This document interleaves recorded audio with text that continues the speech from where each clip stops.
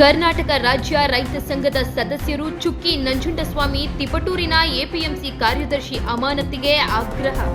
ತಿಪಟೂರಿನ ಕಲ್ಪತರು ಗ್ರ್ಯಾಂಡ್ನಲ್ಲಿ ಇಂದು ಪತ್ರಿಕಾಗೋಷ್ಠಿ ನಡೆಸಿದ ಕರ್ನಾಟಕ ರಾಜ್ಯ ರೈತ ಸಂಘದ ಸದಸ್ಯರುಗಳಾದ ಮತ್ತು ಪ್ರೊಫೆಸರ್ ನಂಜುಂಡಸ್ವಾಮಿ ಅವರ ಮಗಳು ಚುಕ್ಕಿ ನಂಜುಂಡಸ್ವಾಮಿ, ಕೆಪಿ ಗಂಗಾಧರ್, ದೇವರಾಜ್ ಶರ್ಮಾ, ಶ್ರೀಕಾಂತ್ ಇತರರು ತಿಪಟೂರು ಎಪಿಎಂಸಿಯಲ್ಲಿ ಕೊಬ್ಬರಿ ಖರೀದಿ ಕೇಂದ್ರದಲ್ಲಿ 11ನೇ ತಾರೀಕು ರೈತರ ಮೇಲೆ ಒಬ್ಬ ಅಧಿಕಾರಿ ಗಣೇಶ್ ರೈತರು ನೇಣು ಹಾಕಿಕೊಳ್ಳಿ ಎಂದು ನೇರವಾಗಿ ಹೇಳಿದ್ದರಿಂದ ತಕ್ಷಣ ತಿಪಟೂರು ಎಪಿಎಂಸಿ ಕಾರ್ಯದರ್ಶಿ ನ್ಯಾಮೇಗೌಡ ರಾಜೀನಾಮೆ ನೀಡಬೇಕು ಎಂದು ಪತ್ರಿಕಾಗೋಷ್ಠಿಯಲ್ಲಿ ಚುಕ್ಕಿ ನಂಜುಂಡಸ್ವಾಮಿ ಆಗ್ರಹಿಸಿದರು. ಮತ್ತು ನಾವು ಇದರ ಬಗ್ಗೆ ಇನ್ನೂ ಉಗ್ರವಾಗಿ ರಾಜ್ಯಾದ್ಯಂತ ಹೋರಾಟ ನಡೆಸಲಾಗುವುದು ಎಂದು ಎಚ್ಚರಿಕೆ ನೀಡಿದರು. ಮತ್ತು ಕೇಂದ್ರ ರಾಜ್ಯ ಸರ್ಕಾರಗಳ ರೈತರು ಜೊತೆ ಆಟ ಆಡುತ್ತಿವೆ. ಕೊಬ್ಬರಿ ಬೆಲೆ ಕನಿಷ್ಠ 18,000 ನೀಡಬೇಕು, 13,000 ನೀಡುತ್ತಿರುತ್ತಾರೆ, 5,000 ರೈತರಿಗೆ ನಷ್ಟ ಅನುಭವಿಸುತ್ತಿದ್ದಾರೆ. ಆದ್ದರಿಂದ ಕೂಡಲೇ ಬೆಂಬಲ ಬೆಲೆಯನ್ನು 18,000 ನೀಡಬೇಕು ಎಂದು ಆಗ್ರಹಿಸಿದರು. ಏನು ನಫೆಡ್ ಕೇಂದ್ರದಲ್ಲಿ, ತಿಪಟೂರಿನ ನಫೆಡ್ ಕೇಂದ್ರದಲ್ಲಿ ಕೊಬ್ಬರಿ ಖರೀದಿ ಸಂದರ್ಭದಲ್ಲಿ ನಡೆದಿರುವಂಥ ಏನು ಘಟನೆ ಆಗಿದೆ, ಆ ಘಟನೆಗೆ ಯಾವುದೇ ಜವಾಬ್ದಾರಿಯನ್ನು ಅಲ್ಲಿಯ APMCಯ ನಿರ್ದೇಶಕರು ಸೆಕ್ರೆಟರಿ ಕಾರ್ಯದರ್ಶಿಗಳು ಅದನ್ನು ಯಾವುದೇ ಜವಾಬ್ದಾರಿಯನ್ನು ಹೊತ್ತು ಅದಕ್ಕೆ ಸ್ಪಂದನೆ ಕೊಡುವಂಥ ಕೆಲಸ ಇವತ್ತುವರೆಗೂ ಮಾಡಿಲ್ಲ. ಈಗಾಗಲೇ 4 ದಿನ ಆಗಿದೆ. ಮತ್ತು ಅಲ್ಲಿ ಏನು ಅವ್ಯವಹಾರಗಳು ನಡೀತಿದೆ, ಅವ್ಯವಹಾರಗಳನ್ನು ತಡೆಯುವಂಥ ಕೆಲಸಗಳನ್ನು ಕೂಡ ಅವರು ಮಾಡ್ತಾ ಇಲ್ಲ.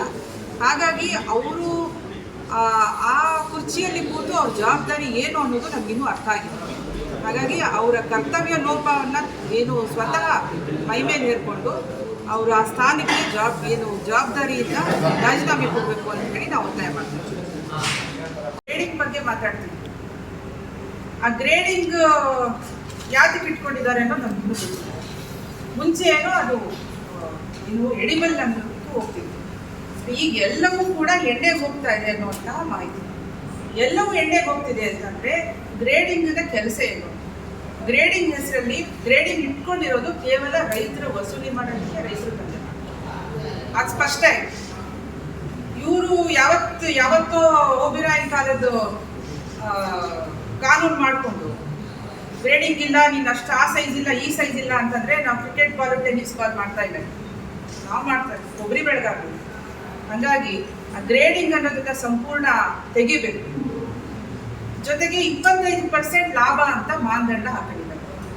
ಏನು ಬೆಲೆ ಫಿಕ್ಸ್ ಮಾಡುವಾಗ 25% ಪ್ರಾಫಿಟ್ ಅಂತ ಸೇರಿಸ್ತಿದ್ದಾರೆ. 25% ಪ್ರಾಫಿಟಲ್ಲಿ ಇಡೀ ವರ್ಷ ರೈತ ಬದುಕಕ್ಕೆ ಹೇಗೆ ಸಾಧ್ಯ?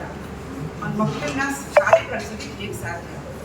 ಅವನ ತಂದೆ ತಾಯಿನ ಆರೋಗ್ಯನ ನೋಡ್ಕೊಳ್ಳೋದು ಹೇಗೆ ಸಾಧ್ಯ ಅನ್ನುವಂತಹ ಹೋರಾಟ ಏನು ನಡೀತಾ ಇದೆ ರಾಷ್ಟ್ರ ಮಟ್ಟದಲ್ಲಿ. ಅದರ ಭಾಗವಾಗಿ ಇದಕ್ಕೂ ಕೂಡ C2+50 ಕೆಳಗಡೆ ಜಾರಿ ಆಗ್ತದೆ. ಎಲ್ಲ ಬೆಳೆಗಾರರು, ತೆಂಗು ಬೆಳೆಗಾರರು ಅದಕ್ಕೆ ಸಾಧ್ಯ ಇಲ್ಲ. APMC ಬಾಗಿಲು ಮುಚ್ಚಬೇಕಾಗತ್ತೆ, ಹಮಾಲಿಗಳು ಕೆಲಸ ಕಳ್ಕೊತಾರೆ.